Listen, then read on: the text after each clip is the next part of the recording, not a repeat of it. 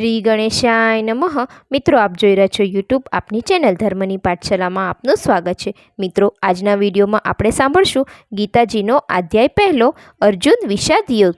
જો આપને આ વિડીયો પસંદ આવે તો લાઈક કરજો, શેર કરજો અને જો આપ આ ચેનલ પહેલી વખત જોઈ રહ્યા હોય તો સબસ્ક્રાઈબ જરૂરથી કરજો, જેથી આવનાર નવા વિડીયોની માહિતી આપ સુધી પહોંચી શકે. ધન્યવાદ. યદા યદા હિ ધર્મસ્ય ગ્લાનિ ભવતિ ભારત અભ્યુત્થાનમ ધર્મસ્ય તદાત્મને સૃજામ્યહ પરિત્રાણાય સાધુનામ વિનાશાય ચ દુષ્કૃતમ ધર્મ સંસ્થાપનાથાય સંભવામી યુગે યુગે. અર્થાત જ્યારે જ્યારે ધર્મની હાનિ અને અધર્મની વૃદ્ધિ થાય છે ત્યારે ત્યારે હું જન્મ ધારણ કરું છું. સત્પુરુષોના રક્ષણ માટે, દુષ્ટોના વિનાશ માટે અને ધર્મની સ્થાપના માટે હું યુગે યુગે પ્રગટું છું. અધ્યાય પહેલો અર્જુન વિષાદ યોગ. ધૃતરાષ્ટ્રે સંજયને પૂછ્યું, હે સંજય, કુરુક્ષેત્રની ધર્મભૂમિમાં યુદ્ધ કરવાની ઈચ્છાથી એકઠા મળેલા મારા અને પાંડુના પુત્રોએ શું કર્યું? સંજયે ધૃતરાષ્ટ્રને ઉદ્દેશીને કહ્યું, હે રાજન, પાંડવોની સેનાને વ્યૂહમાં ગોઠવાયેલી જોઈને દુર્યોધન ગુરુ દ્રોણાચાર્ય પાસે જઈને કહેવા લાગ્યો, હે ગુરુદેવ, પાંડવોની વિશાળ સેનાને તમે જુઓ.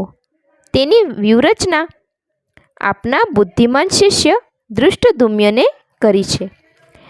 આ સેનામાં ભીમ, અર્જુન જેવા શૂરવીર, સાત્વિક, વિરાટ, દ્રુપદ, ધૃષ્ટકેતુ, ચેકિતાન, કાશીરાજ, પુરુજીત, કુંતીભોજ, શૈબ્ય, યુદ્ધામન્યુ, ઉત્તાભોજ, અભિમન્યુ ને દ્રૌપદીના 5 પુત્રો આદિ તમામ મહારથીઓ છે. આપણી સેનામાં આપ, ભીષ્મ પિતામહ, કર્ણ, કૃપાચાર્ય, અશ્વત્થામા, વિકર્ણ, ભૂરિશ્રવા, જયદ્રથ આદિ મારા માટે પ્રાણ આપનારા શૂરવીરો છે. ભીમથી રક્ષાયેલી પાંડવોની સેના કરતાં આપણી સેના અપર્યાપ્ત છે. છતાં સર્વ બાજુથી ભીષ્મ પિતામહનું રક્ષણ કરો. દુર્યોધનના શબ્દો સાંભળી ભીષ્મ પિતામહે સિંહ ગર્જના કરીને જોરથી પોતાનો શંખ ફૂંક્યો. પછી ચારે બાજુથી એક સામટા શંખ ફૂંકાવા લાગ્યા. ઢોલ, નગારા, મૃગદ, શરણાઈ અને ગૌમુખ વગેરે યુદ્ધના વાદ્યો વાગવા લાગ્યા. આ વેળાએ પાંડવ સેનામાં સફેદ ઘોડાવાળા મોટા રથમાં બેસી શ્રી કૃષ્ણએ 5 જન્ય શંખને અર્જુનને દેવદત્ત નામના શંખ ફૂંક્યા.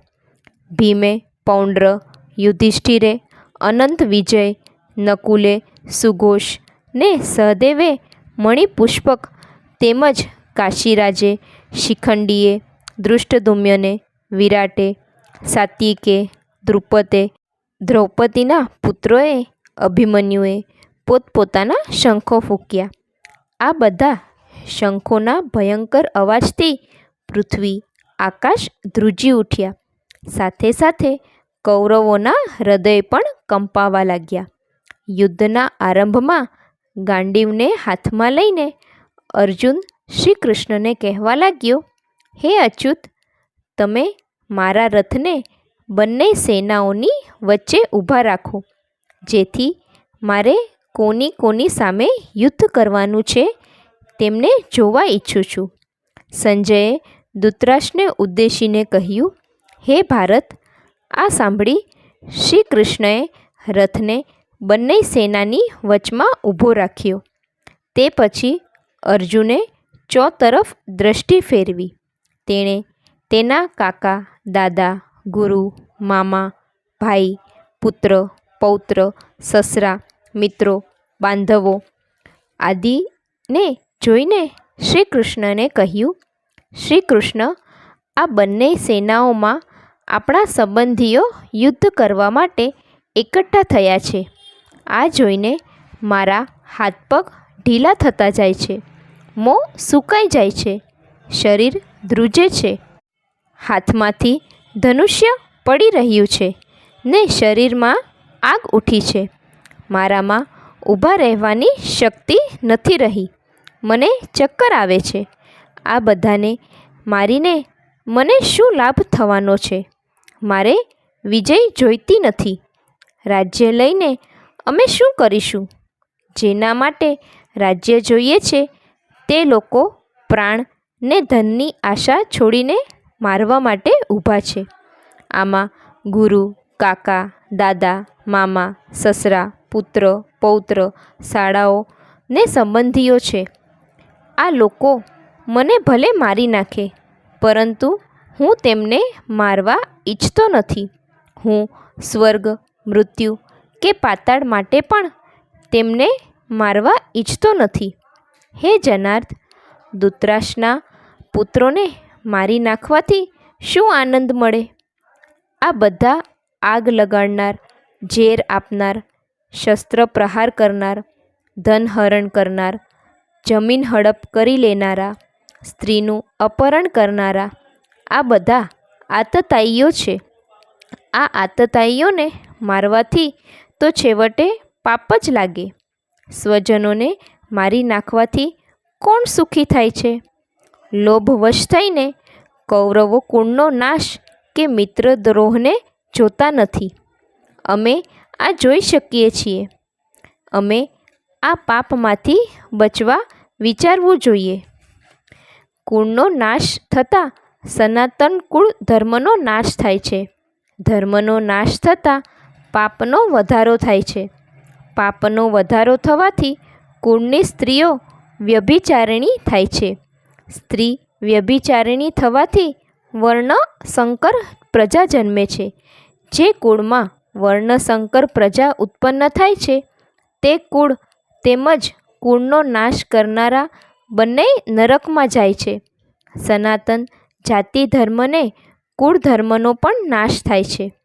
કુળ ધર્મનો નાશ થવાથી હંમેશને માટે નરકમાં વાસ થાય છે.